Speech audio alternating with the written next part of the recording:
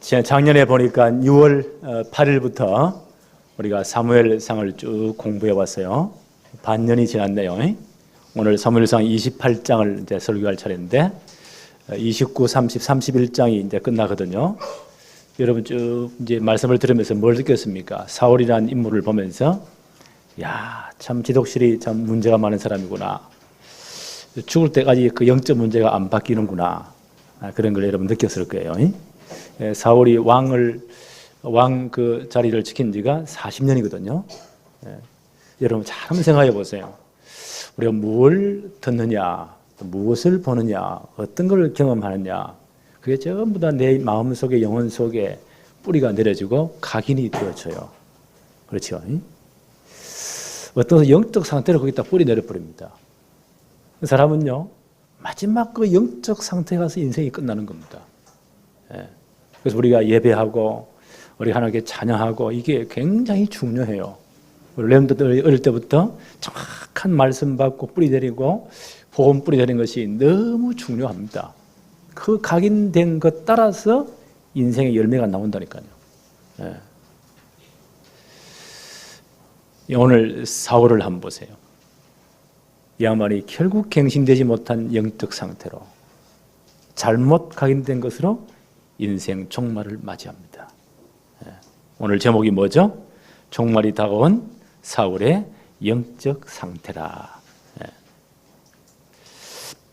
이 사울의 인생 종말이 다가오면서요, 영적인 황폐는 점점 더 심각해집니다.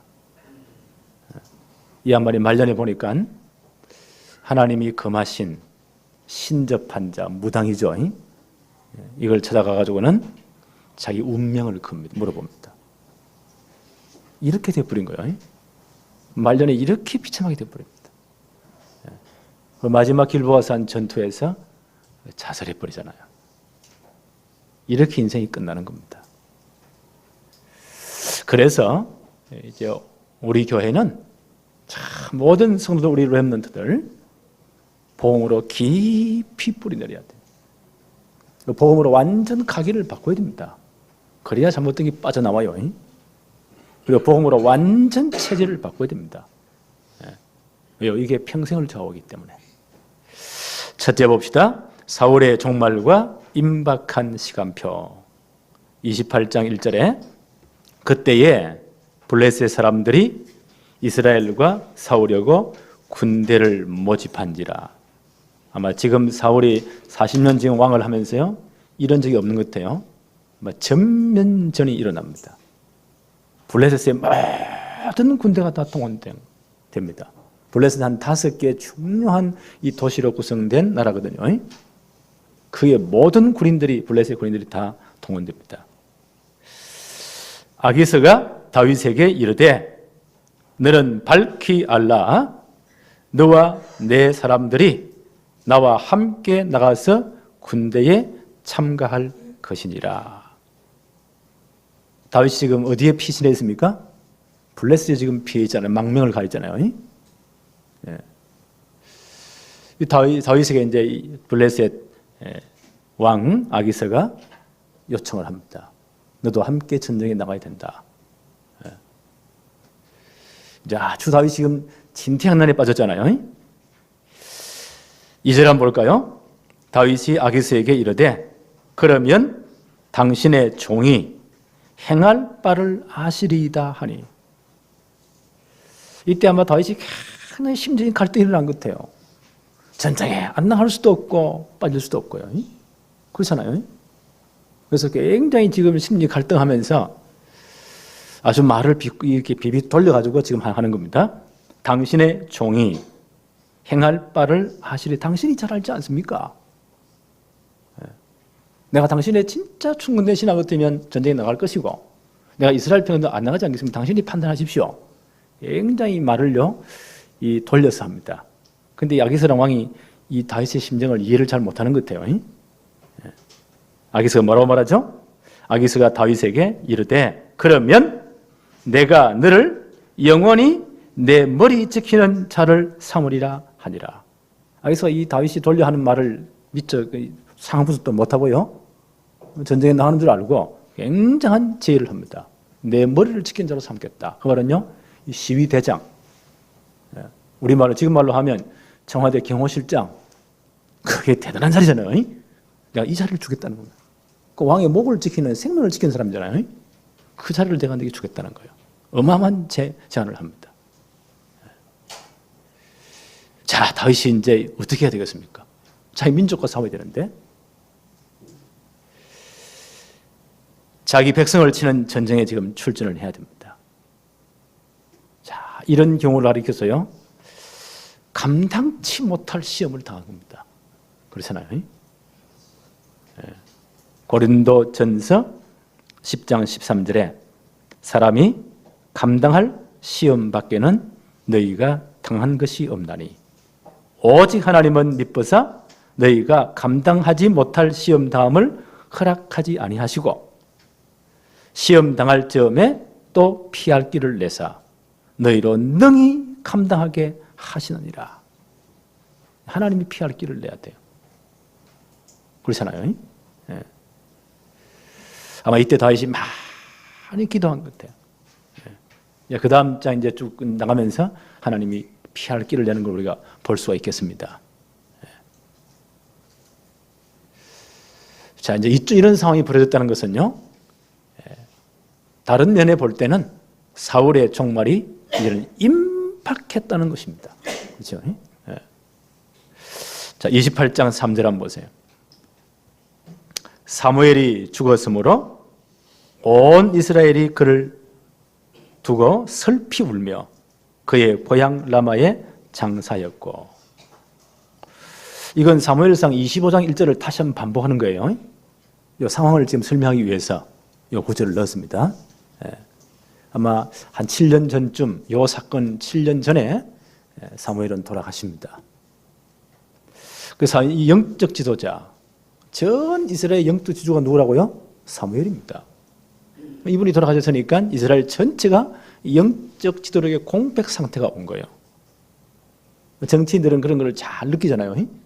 사울이 이제 전 백성들의 마음을 얻기 위해서 가만히 생각해 보니까 저런 영적인 어떤 이 지도자가 죽었는데 그 많은 사람이 없잖아요.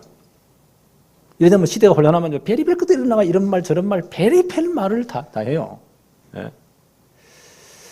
작년에 보니까 10월달, 11월달 저 LA 어떤 이상한 전사가 일어나가지고요, 인터넷에다가 유튜브에 계속 올렸어요. 자기가 하늘나라에 가서 예수님이 직접 말씀하셨는데 12월 14일 날 한국 전쟁이 일어난다. 김정은이가 이제 자기 아버지 죽은 지 3년 다 돼가잖아요. 아버지의 수건 사업이 뭐냐?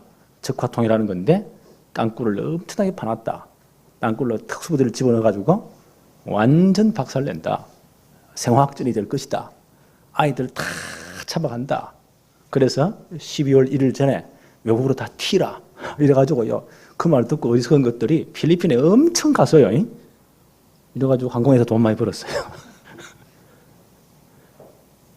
하여튼 그 보면서 야, 시대가 이 영적으로 혼탁해지면 저런 베리벨 것들이 다 일어나서 베리벨 말을 다 하는 겁니다. 그렇잖아요. 또 이상한 한 분이요, 땅굴을 얼마나 북한에서 많이 팠는데 저 목포까지 광주까지 다 파놨대요. 내가 그게 진짠가? 베리벨 것들이 다 일어나는 거예요.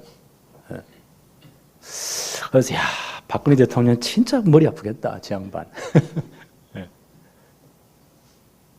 시대가 수정하면 이런 것들이 이런 말들이 막 일어나는 거예요. 나이 보면서 교회가 영적으로 깨어있지 못하니까, 영적 힘이 없으니까 저런 엉터리들, 악한 영들이 저렇게 설치는구나. 그와 똑같이 이스라엘 나라의 최고의 영적 지도자가 누굽니까? 사무엘이잖아요. 여론이 돌아가시고 나니까 영적 지도력의 공백 상태가 온단 말이에요. 이런저런 것들이 별의별 말을 다 하겠죠. 그래서 사울이 이제 어떤 작업을 했다고요? 3절을 한번 계속 보세요. 사울은 신접한 자와 박수를 그 땅에서 쫓아내었더라. 이런 것들 이런저런 헛소리를 막 하게 되니까 계시 봤다는데 뭐. 이것들을 싹 다 척결해 버립니다. 전부 다. 이런 점쟁이 들린 것들요, 싹 다 없애버립니다. 다 쫓아내 버립니다. 이사야 한 번에 진짜 신앙에서 그랬냐? 그건 아니고요. 이런 영적 공백을 메꾸기 위해서, 또 백성들의 마음을요, 자기에게 돌리기 위해서 이런 이제 정치적인 제출을 하는 거예요. 이런 계획을 단행합니다.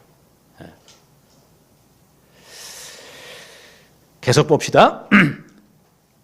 4절 5절 한번 볼까요? 블레셋 사람들이 모여 수넴에 이르러 이제 전면전이 벌어지는 겁니다. 이 전쟁을 통해서 하나님이 사울을 죽이시거든요. 4절에 블레셋 사람들이 모여 수넴에 이르러 진침해 사울이 온 이스라엘을 모아 길보아에 진쳤더니 5절을 봅시다. 사울이 블레셋 사람들의 군대를 보고 두려워서 그의 마음이 크게 떨린지라. 전에는 블레셋을 늘 이겼잖아요. 이번에 아마 상황이 다른 것 같아요. 전면전이 벌어진 겁니다. 블레셋의 전투력이 어마어마합니다. 싹 다 동원했으니까요. 이걸 보면서 사울이 이제 크게 마음에 두려워합니다. 6절 한번 볼까요? 사울이 여호와께 묻자오되 여호와께서 꿈으로도 우림으로도 선지자로도 그에게 대답하지 아니하시므로. 이미 하나님은 사울을 떠나버렸잖아요. 그렇죠? 꿈으로도 응답하지 아니하시고, 여기 보니까 우림으로도 대제사장이 입는 옷 가운데 제일 가게 뭐요? 에봇이 있죠. 청색 겉옷 에봇을 입잖아요. 그 안에 요 손바닥 좌우로 가로 세로 요 손바닥 크기만큼의 여기 판결흉배가 있어요. 12보석을 쭉 박아놨잖아요. 거기 호주머니 같아요. 그 안에 아마 검은 것, 흰 돌, 이걸 넣어가지고 우림과 둠에서 하나님의 뜻과 계획을 묻는 거예요. 제사장이, 대제사장이. 하나님 그것도 응답 안 합니다. 왜요? 제사장 싹 다 죽여버렸잖아요. 사울이. 그 방법으로도 응답 안 하시고, 제사장들이 없으니까. 선지자로도 그에게 대답하지 아니하심으로. 다윗을 숨겨줬다는 그 이유 때문에 우리 지난번에 생각했잖아요. 사무엘상 22장 놉 땅에 있는 제사장들 85명을요 다 목을 쳐 죽여버립니다. 그리고 그 놉 땅의 모든 레위인들을 다 죽여버립니다. 그러니까 그 사람들이 누구에 피해갑니까? 다윗에게 다 피해가는 거예요. 제사장들, 선자들 다윗에게 다 피신해버립니다. 그러니까 사울의 응답이 될 리가 없죠. 그렇잖아요. 자, 이렇게 이제 사울이 굉장히 진퇴양난에 빠지잖아요. 그때 이 양반이 어떻게 합니까? 자, 7절부터 한번 보세요. 사울이 그의 신하들에게 이르되 나를 위하여 신접한 여인을 찾으라. 여자 무당들이 더 영빨이 더 있는 모양이죠. 신접한 여인을 찾으라. 내가 그리로 가서 그에게 물으리라 하니. 저는 다 쫓아냈잖아요. 그렇죠? 그게 한 7년 전의 일인데 지금 보세요. 이 양반이 이제 말년에 이렇게 비참하게 되는 겁니다. 영적 황폐가 오는 겁니다. 신접한 여인을 찾으라. 내가 그리로 가서 그에게 물으리라 하니 그의 신하들이 그에게 이르되 보소서 엔돌에 신접한 여인이 있나이다. 아마 영빨이 있는 이런 점쟁이 있는 모양이죠. 자, 8절 한번 봅시다. 사울이 다른 옷을 입어 변장하고, 왕의 복장 입고 하면 안 되잖아요. 변장하고 두 사람과 함께 갈새 그들이 밤에 그 여인에게 이르러서는 사울이 이르되 청하노니 나를 위하여 신접한 술법으로 초혼술로, 어떤 귀신을 불러들이는 거죠. 그런 초혼술로 술법으로 내가 내게 말하는 사람을 불러 올리라 하니. 자, 이 정도가 되어버립니다.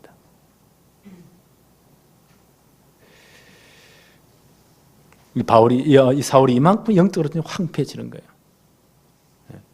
하나님 분명히 이걸 금했잖아요.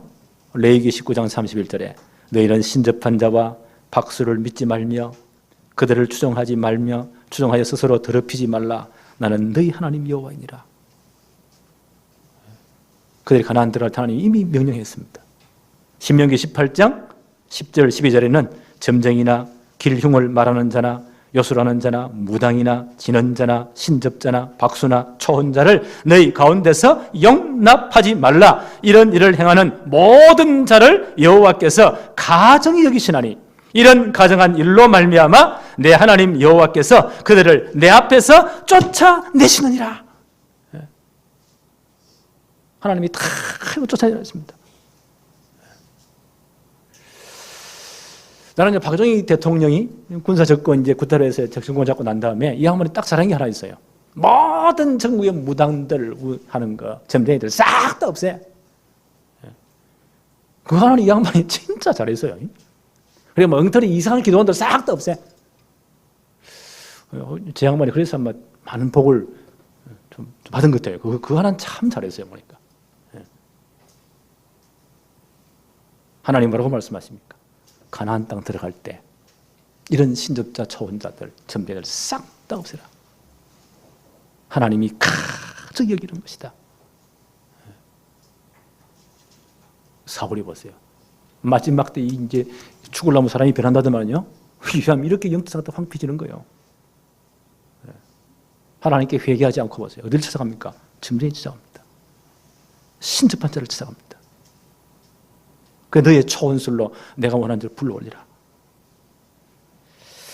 계속 말씀 볼까요? 9절 한번 봅시다. 여인이 그에게 이르되 내가 사울이 행한 일 곧 그가 신접한 자와 박수를 이 땅에서 멸절시켰음을 아나니 내가 어찌하여 내 생명에 올무를 놓아 나를 죽게 하려느냐 하는지라. 사울 왕이 다 쫓아냈지 않느냐. 이거 드러나면 나 죽는데.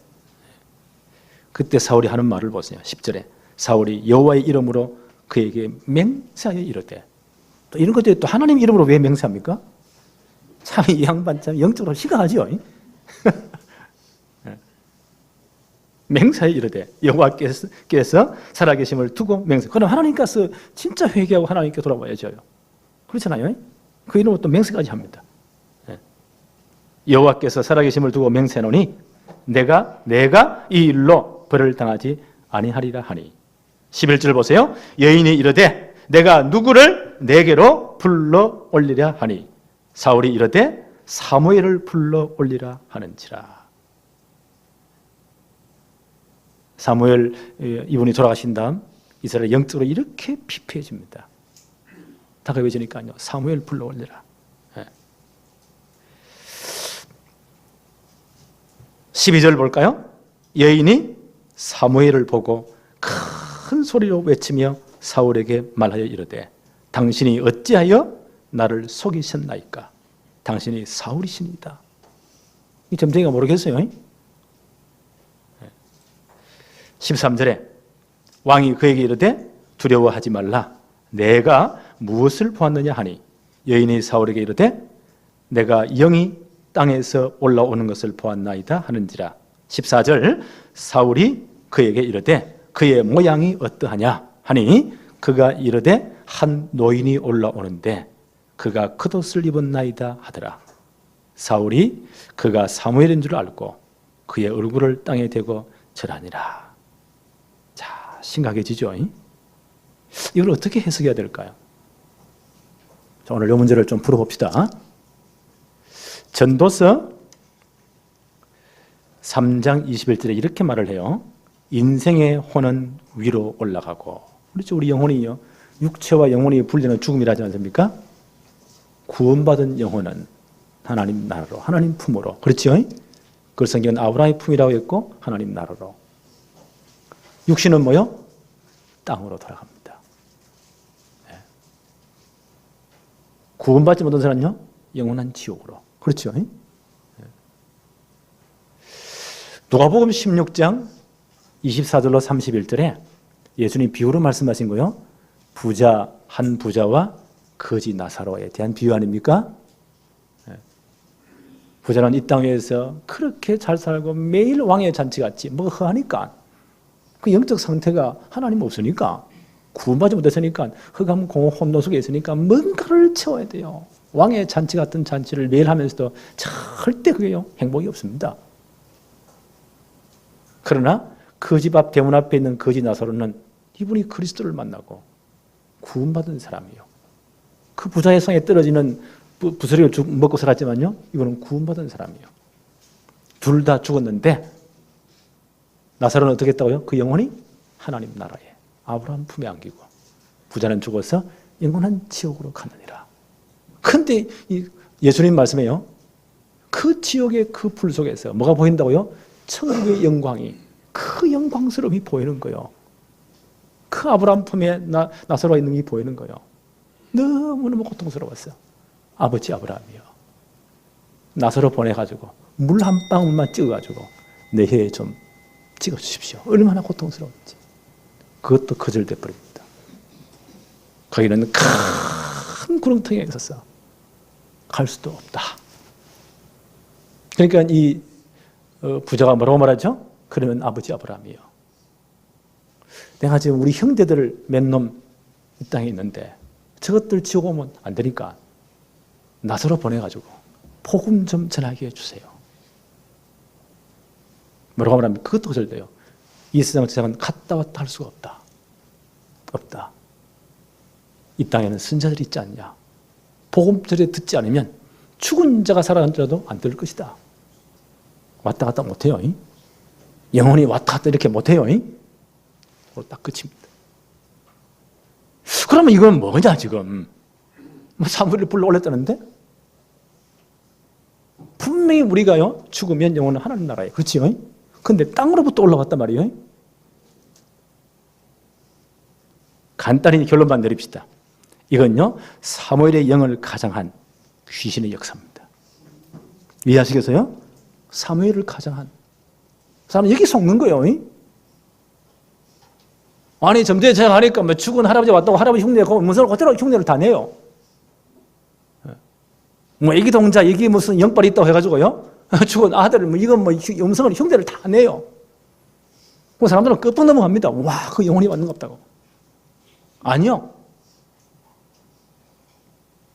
이 세상에서는 절대 왔다 갔다 할 수 없어요. 예수님 그렇게 말씀하셨어요. 구원받은 자의 영혼은 죽는다. 하나님의 나라로. 그렇죠? 절대 땅으로 가지 않습니다. 땅에서 올라왔다. 이거부터요, 악한 영의 역사예요.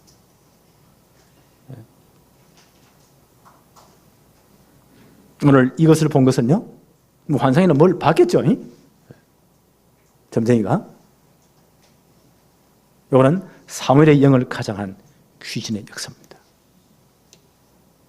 그런데 오늘 이 사무엘의 영을 가장한 귀신이요, 정확한 또 말을 하잖아요. 사무엘이 옛날에 했던 말 그대로 싹 다 반복을 해요. 싹 다 반복을 해요. 하나님께서 일시적인 도구로 악한 영들, 귀신을 사용할 수도 있습니다. 왜요? 하나님의 주권 속에 다 있으니까. 그렇죠? 하나님의 주권 속에 있으니까. 일시적으로 하나님의 도구를 사용할 수 있어요. 우리가 지난번 금요철학 때 쭉 공부한 민수기 23장 11절로 12절에 보니까요, 하나님 거짓 선지자가 누구를 사용하시죠? 발람을 사용하세요. 그렇죠? 발락이라는 왕이 이스라엘 백성을 저주해 달라고 저 거짓 선지자를 데려옵니다. 점쟁이 비슷한 것들 안 그래요? 이스라엘 전체를 보이면서요, 저것들을 저주해 달라.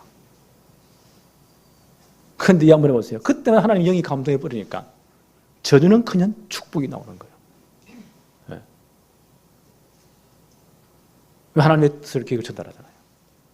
하나님이 일시적으로 악한 영들을 도구로 사용하실 수도 있습니다. 욥기를 자세히 읽어보면 하나님의 의전에 청천자들이 쫙 둘러모였는데요, 그게 누가 와 있습니까? 사탄이 와 있어요. 어디 갔다 왔냐? 하나님 물으니까요, 세상을 두루 다녔습니다. 우리 두루 다니는 이게 사탄이에요. 귀신이에요. 하나님이 너무 자신 있게 말씀하지 않습니까? 내 종 욥을 보았느냐? 그같이 믿음이 순전한 자가 없느니라. 사탄이 원래 이간자잖아요. 참선한 자잖아요. 하나님, 까닭 없이 욥이 그렇게 하나님 잘 믿겠습니까? 하나님이 너무 많은 재산을 주고 너무 많은 축복을 주니까 믿지. 재산 한번 싹 다 쳐보세요. 당장 하나님 배신할 겁니다. 하나님이 자신이 있는 거예요. 좋다. 생명은 손대지 말아라. 너가 한번 쳐봐라. 욥이 박살나잖아요. 하루아침에 다 재산 다 날아가고. 그때 욥이 뭐라고 말합니까? 주신 자도 여호와시요 가져가신 분 여호와십니다.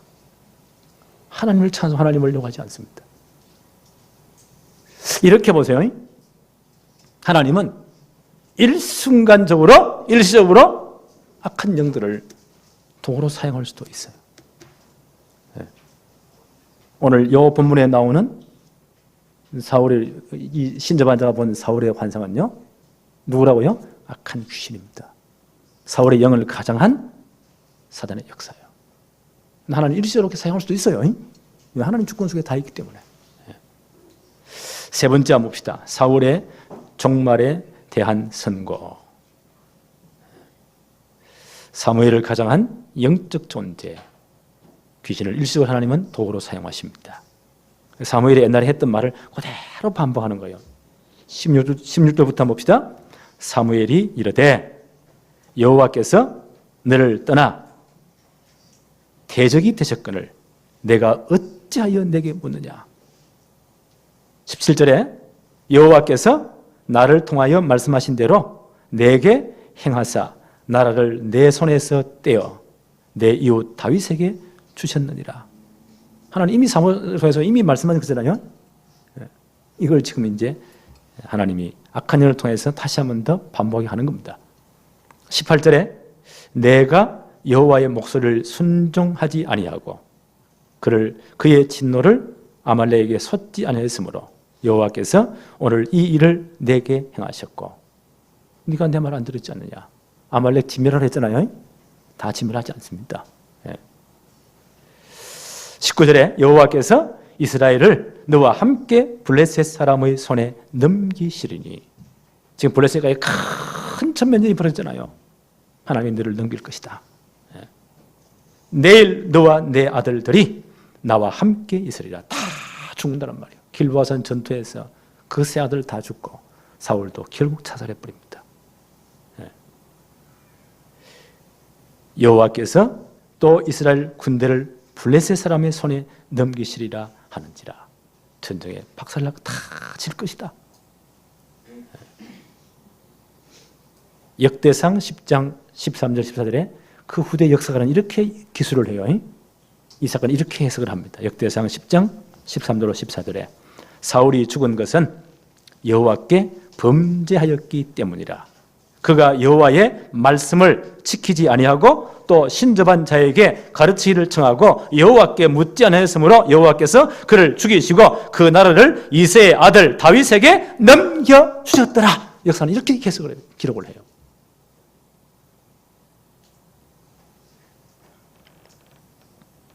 자, 20절을 봅시다. 사울이 갑자기 땅에 완전히 엎드러지니. 이 말을 들으니까 기가 차거든요. 온몸에 맥이 다 빠지는 겁니다. 땅에 엎드러집니다. 이는 사무엘의 말로 말미암아 심히 두려워하며 또 그의 기력이 다하였으니 이는 그가 하루 밤낮을 음식을 먹지 못하였음이니라. 이 양반도 그 음식 선포를 또 잘해요. 금식 기도하면 무조건 응답받습니까? 이런 영적 상태에서 하나님 영이 떠나버렸는데 이런 영적 상태에서 신접한 점쟁이 쳐가지고 자신의 운명을 묻는 이런 영적 상태에서 금식을 하면 하나님 응답하실까요? 배 맞고 푸지 뭐. 그러니까 이 양반에 보세요. 아마 전 군인들 금식 선포 다 한 것 같아. 전에도 그런 일이 있었잖아요. 사울 정권 초기에 블레셋과의 큰 전투에서도 그때 아들 요나단이 얼마나 신앙 행동을 합니까? 그 하나 때문에 전쟁이 있다 판세가 바뀐 거예요. 그 이스라엘이 승리하잖아요. 그때 이 사울 왕이 뭐라고 합니까? 이 블레셋을 싹 다 지멸하기까지 한 놈도 입에 음식을 대지 마라.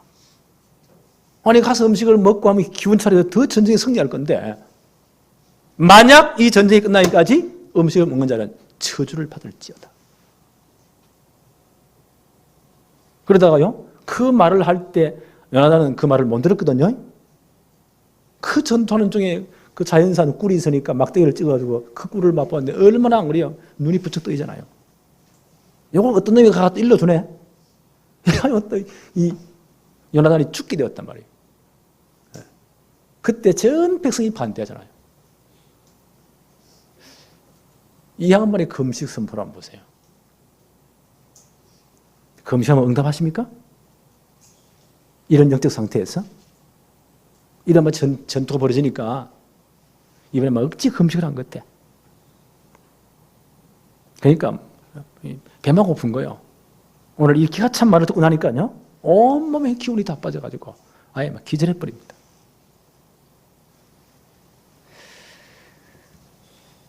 계속 볼까요?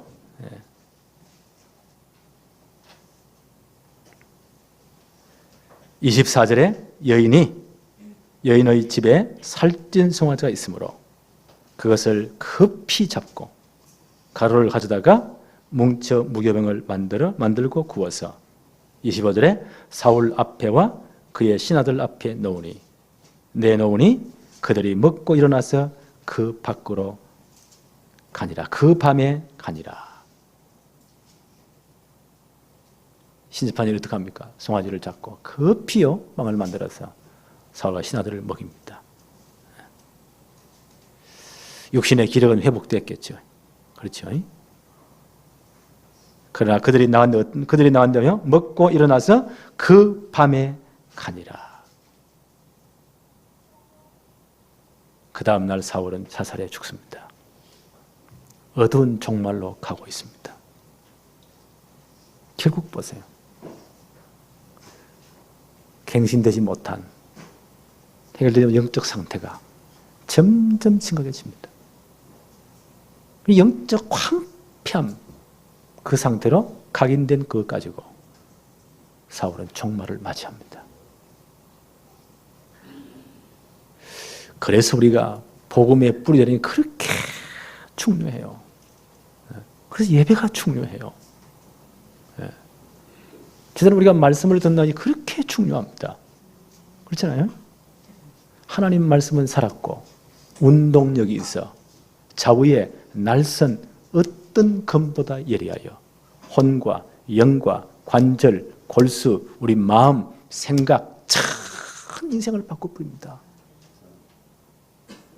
믿음이 어디서 난다고요? 믿음은 이 말씀을 들으면서, 들으면 그리스도의 말씀으로 말미암느니라 그렇잖아요. 그래서 말씀대로 딱 들어야 돼요. 그 말씀 속에 복음의 흐름을 딱 붙잡아야 돼요.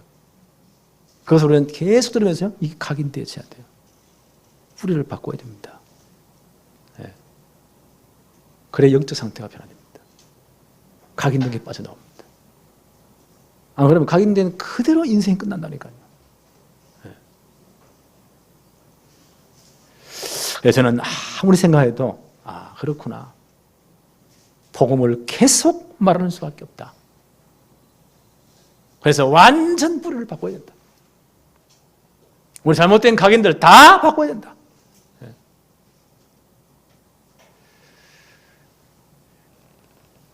우리 원단 메시지를 잘 기억하십시다.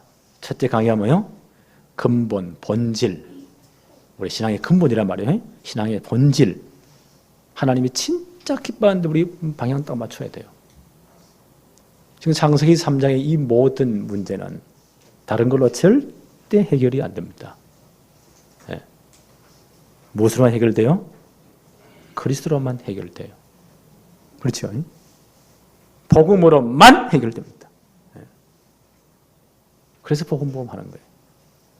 창세기 6장 네피림 문화, 흑암 문화, 타락 문화를 절대 다른 걸로 못 이깁니다. 하나님 나라의 풍요함만이, 하나님 나라의 비밀만이 이것을 바꿀 수가 있어요. 그리고 창세기 11장, 하나님 없는 성공이잖아요. 바벨탑이잖아요. 지금 이 땅의 모든 학문, 모든 인간이 쓴 사람이 다 바벨탑 문화입니다. 어느 날 다 박살나는 거예요. 이걸 뭘로 바꿉니까? 성령 충만으로만 바꿀 수가 있어요. 이게 우리의 신앙의 근본이에요. 본질이에요. 그래서 우리는 요 믿음으로 계속 뿌리 내려야 돼요. 2015년도는 정말 복음으로 뿌리 내리고 우리 각인 바꾸고 체질을 완전히 바꾸십시다. 그래서 이제 유모사 말씀대로 천년의 응답을 그렇죠? 제대로 받아야 돼요. 저는 이래 생각합니다. 70년 공산주의로 저렇게 다 각인되고 탈북자들 한번 이야기 한번 들어보세요. 이 근본 각인이요 안 바뀝니다. 70년 저 각인을 시킨 거예요. 이런 상태에서 남북 통일이 되었다. 사상적으로 대혼란이 오는 겁니다. 제가 한번 지금까지 공산주의 능력껏 일하고 필요한 만큼 다 가져가라. 일하는데 생각보다 일하는 사람 누가 있어요? 그 공산주의를 가져오면 짓거라. 그 탈북에서 온 사람들이요 제일 안 되는 게 자본주의에 있어서 적응을 못해요. 일 안 해. 탈북자 왜 월급을 적게 주느냐? 일할 능력이 없어. 남한 사람식이 보면요 1시간 만에 10배를 한 이 사람들은 10분의 1도 못 따라가. 그래 월급 적게 주니까 이 차별 안 들어가 열받치는 하는데 그것에 절대 훈련이 안 돼 있어요. 이 각인된 것 때문에. 자 이런 상태에서 통일되었다 쳐봅시다. 나는 대혼란한다고 생각합니다. 아무리 법하고 많이 폼 잡아도 안 됩니다. 그 각인을 바꿔야 돼. 영적 상태를 바꿔야 돼. 이걸 누가 해요?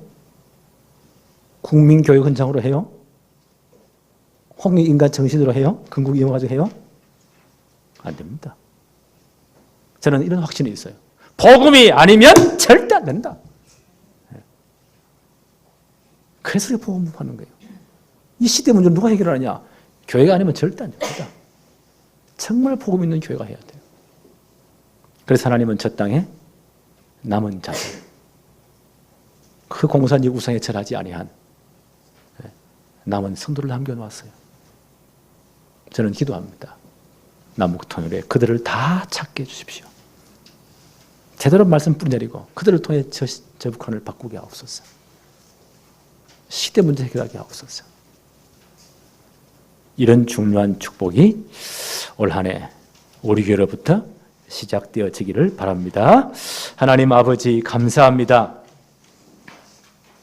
오늘 2015년 새해 첫 주 예배를 드리게 하시며 오늘 우리가 시대와 이 민족의 문제를 놓고 왜 복음이 아니면 안 되는지를 오늘 말씀을 통해 다시 한번 점검하게 하심을 감사합니다.